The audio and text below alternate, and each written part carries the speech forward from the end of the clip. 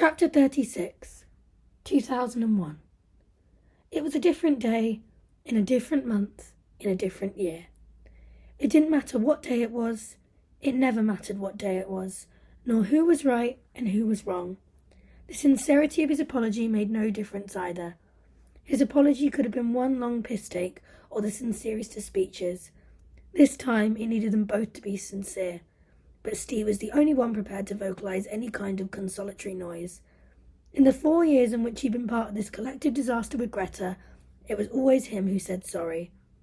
Aside from his mum, his relationship with Greta was the only significant personal one he'd ever had with a woman. In lighter moments with his male friends, they joked about the tribulations of their own relationships with women. He was different to the mostly exaggerated tales his friends told. Men and women are different, and anyone who suggests otherwise is a fool. It's not about equality or entitlement. The differences between the sexes are intrinsically significant, and any normal logic could not be applied to understanding the differences and subsequent pinch points for relationship friction. Maybe he was being defeatist, but Steve was out of energy. He had no funny stories to tell. No tall tales of domestic strife. His pain was real, and for him there was no humorous spin to be told. He sighed inside his soul. He didn't dare sigh out loud, as it would only cause more confrontation. He had tried to walk away. He left the room to allow time to work its magic, enabling calmer heads to return, but his efforts were repelled by Greta blocking his exit. He wanted to go into the lounge, an escape that would give him a chance to spend his remaining time with Amy before he left for 2 weeks in the US.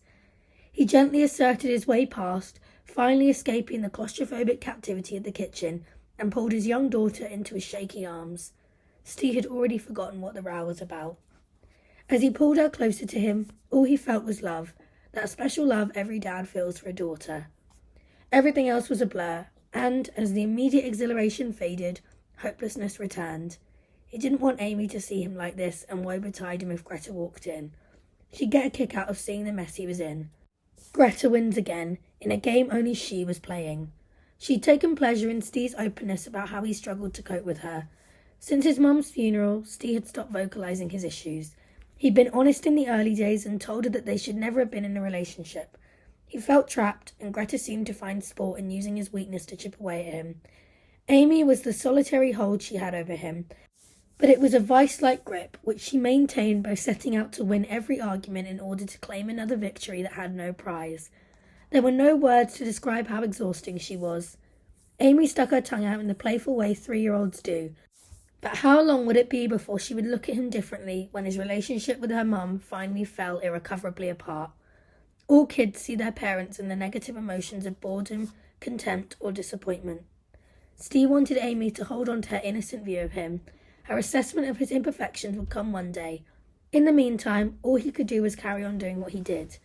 He brought home the money. Greta didn't care about the awards that came with his success or the reputation he carved out shaping the careers of the industry's top names. It meant nothing this side of his front door. But she did worship the mighty pound, dollar, or soon-to-arrive euro. Life with Greta was a humourless, loveless, tedious existence.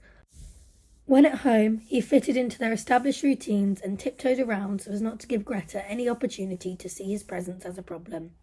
Balloons burst when overfilled with air, and each time he had to leave, like a balloon, they always burst. Before leaving, Steve always attempted reconciliation in order to try and leave on good terms, but it never lasted. The only feelings he had on the road were for Amy. He didn't miss the domestic world, and he certainly felt no loss for Greta when he travelled. He was done. This time he meant it. The trips were increasingly intense with no time for play. He had endless meetings with tour managers, the media contacts, and bands desperate to get a piece of the musical pie. He couldn't perform at work whilst constantly performing his role in the lie that was his relationship. He sat down with Amy to read Harry McClary for the 10th time that day. He just about held on to the composure required to pull off the voices he had worked out for each of the characters. Amy adored him. After a few pages, he was saying the words from memory, but the words lacked the funny accents. Amy was onto him straight away. "Do it properly, Daddy." Steve was not good at hiding his mood, let alone from an astute 3-year-old. "Bottomley pots all covered in spots, and Hercules morse as big as a horse, and Harry McClary from Donaldson's Dairy." Amy laughed, as if hearing the words and accents for the first time. She loved her daddy, and her laughter was infectious. Steve unable to resist joining her as if they were both being tickled. He thought he had longer, but time had run away from him as his daydreaming was interrupted by the driver outside tooting his horn. Steve waved acknowledgement from the window, taking a moment alone with Amy. The last bit was always the hardest. Having kissed Amy goodbye yet again, he would not walk away from Greta without at least trying to make peace. She was waiting in the kitchen. Steve knew that she knew he would come in with an apology. Steve knew that she knew he was built in a way that hated conflict and craved domestic peace, seemingly at any cost to his own self-worth. Therefore, he would always try, and today was no different. He needed his head to be in a better place. He wouldn't be back for 2 weeks, and leaving this way wasn't right. Greta, taxi's here. I'm off now. This time she didn't look up. Whatever that was about, I'm sorry for my part in it. Normally sorry would register with her. She would have looked up in recognition that she'd recorded another win. But this time she had no response, and he had no more words. If she couldn't even look at him, he was out of ideas, and now he was out of time. Before he picked up his bags, he briefly considered ending things then and there, but there was no need. They both knew. So rather than prolong the agony, he picked up his bags and left without another word. It was done. While they had tried to make the best of things, it had to be about keeping the breakup civil and grown up. Hopes of love had long since disappeared. Any remaining hopes Steve held on to for kindness or compassion were gone.